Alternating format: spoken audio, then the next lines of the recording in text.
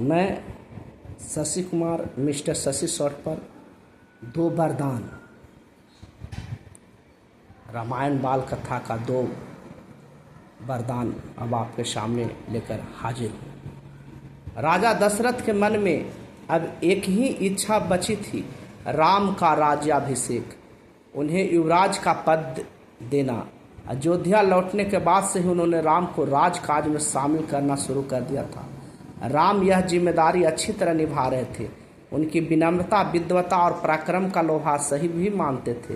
प्रजा उनकी चाहती थी। दशरथ के लिए तो वह प्राणों से प्यारे थे ही, दरबार में राम का सम्मान निरंतर बढ़ रहा था। राजा दशरथ विरुद्ध हो चले थे। मुनि वशिष्ठ से विचार विमर्श के बाद एक दिन उन्होंने दरबार में कहा, मैंने लंबे समय तक राजकाज चलाया, जैसा बना पड़ा, अब मेरे अंग शिथिल हो गए हैं। मैं विरुद्ध हो चला हूँ। मैं चाहता हूँ कि यह कार्यभार राम को सौंप दो। अगर आप सब सहमत हो तो राम को युवराज का पद दे दिया जाए। अगर आपकी राय इससे भिन्न है तो मैं इस पर भी विचार करने को तैयार हूँ। सभा ने तुमुल ध्वनि से राजा दशरथ के प्रस्ताव का स्वागत किया। राम की जय जयकार होने लगी। दशरथ थोड़ी देर तक सुनते रहे, संतोष के साथ। उन्होंने कहा, शुभ काम में देरी नहीं होनी चाहिए। मेरी इच्छा है कि राम का राज्याभिषेक कल सुबह कर दिया जाए। यह समाचार पलक झपकते पूरे नगर में फैल गया। हर जगह बस यही चर्चा थी। राज्याभिषेक की तैयारियां शुरू हो गईं। भरत और शत्रुघ्न उस समय अयोध्या में नहीं थे।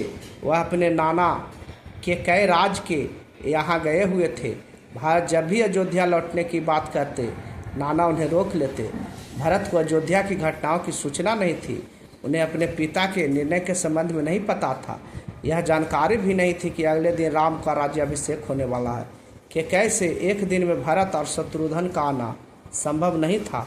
राजा दशरथ ने इस संबंध में राम से चर्चा की। कहा कि भरत यहाँ नहीं है, पर मैं चाहता हूँ कि राज्याभिषेक का कार्यक्रम न रोका जाए। उन्होंने राम से कहा, जनता ने तुम्हें अपना राजा चुना है, तुम राज धर्म का पालन करना। कुल की मर्यादा की रक्षा अब तुम्हारे हाथ में है।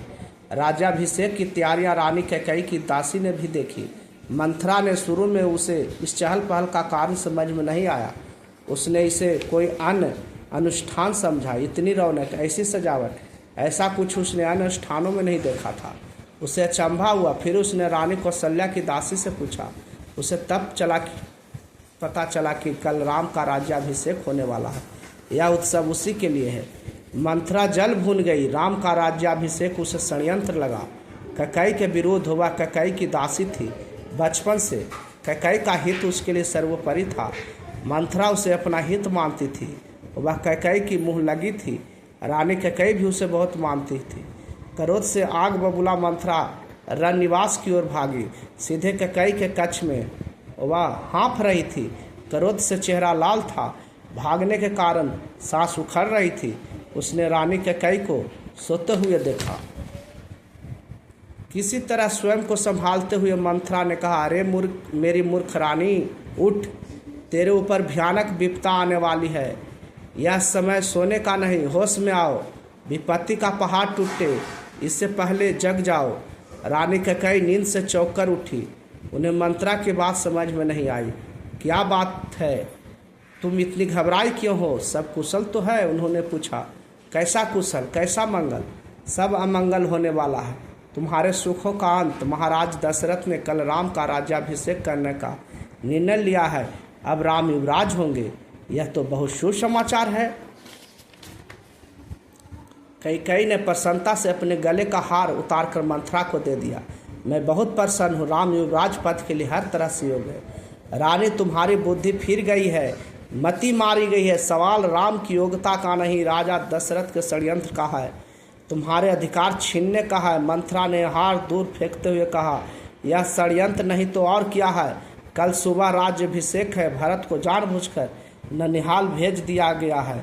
समारोह को बुलाया तक नहीं। कैकेयी का स्वर उग्र हो गया। उन्होंने मंथरा को डांटते हुए कहा, राम के प्रति मेरा अगाध स्नेह है। वह मुझे माँ के समान मानते हैं। तुझे इसमें षड्यंत्र दिखाई देता है। इसमें षड्यंत्र नहीं है। राम के बाद भरत ही राजा बनेंगे।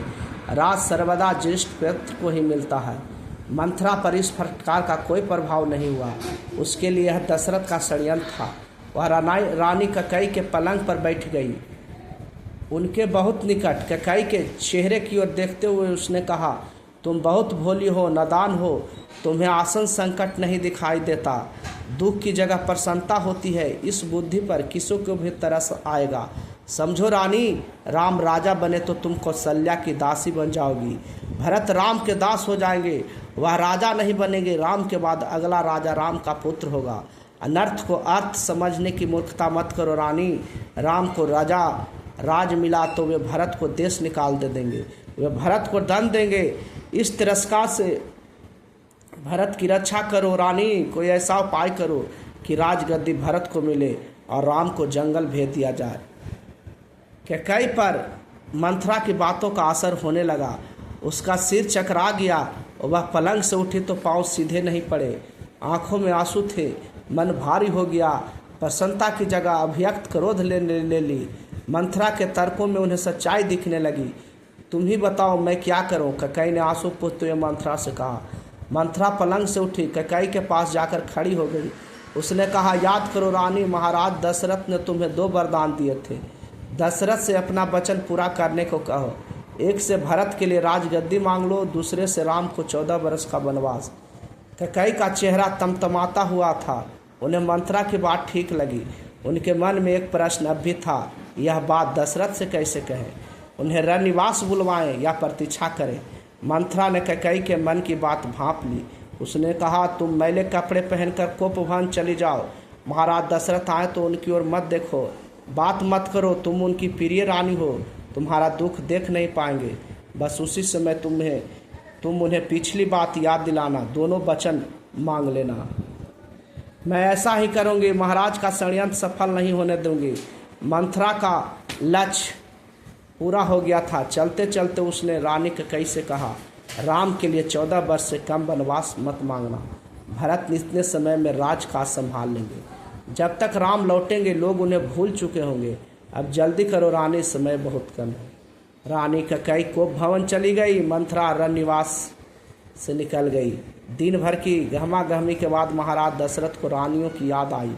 तुरंत रणनिवास की ओर चल पड़े, उन्हें शुभ समाचार देने। सबसे पहले वह कैकेयी के कक्ष की ओर मुड़े। कैकेयी वहाँ नहीं थी। प्रतिहारी से पूछा, पता चला कि वह कोपभवन में है। दशरथ को चिंता हुई, कैकेयी कोपभवन में, परंतु क्यों? क्या इसलिए कि उन्हें अब तक सूचना नहीं मिली? मैं इसे बस मना लूँगा, दशरथ ने सोचा। दशरथ कोपभवन का दृश्य देखकर हैरान हो गए। उन्हें कुछ समझ में नहीं आया। कैकेयी जमीन पर लेटी हुई थी, बाल बिखरे हुए, गहने कच्छ में बिखरे हुए, कपड़े मैले। तुम्हें क्या दुख है? क्या हुआ तुम्हें? मुझे बताओ, अस्वस्थ हो? राजवैद्य को बुलाऊं? दशरथ ने कई सवाल पूछे, कोई उत्तर नहीं मिला। कैकेयी रोती रही। तुम मेरी सबसे प्रिय रानी हो, मैं तुम्हें प्रसन्नता देखना चाहता हूँ।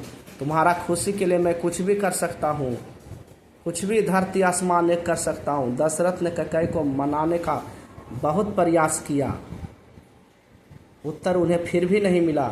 दशरथ भी भूमि पर बैठ गए, विनती करते रहा, मैं बीमार हूँ। कैकेयी ने कहा, मैं अपनी बीमारी के संबंध में आपको बताऊंगी, लेकिन पहले आप वचन दें, मैं जो मांगूँ उसे पूरा करेंगे। राजा ने तत्काल हामी भर दी। कहा, मैं राम की सौगंध खाकर कहता हूँ, तुम्हारी हर इच्छा पूरी करूँगा। महाराज दशरथ ने राम की सौगंध ली तो कैकेयी उठकर बैठ गई। आप मुझे वे दोनों वरदान दीजिए जिसका संकल्प आपने वर्षों पहले रणभूमि में लिया था। महाराज दशरथ ने हामी भरी। कल सुबह राज्याभिषेक भरत का हो, राम का नहीं। कैकेयी ने कहा। दशरथ भौचक रह गए, उन पर वज्रपात सा हुआ। थोड़ा रुककर कैकेयी बोली, राम को 14 वर्ष का वनवास हो।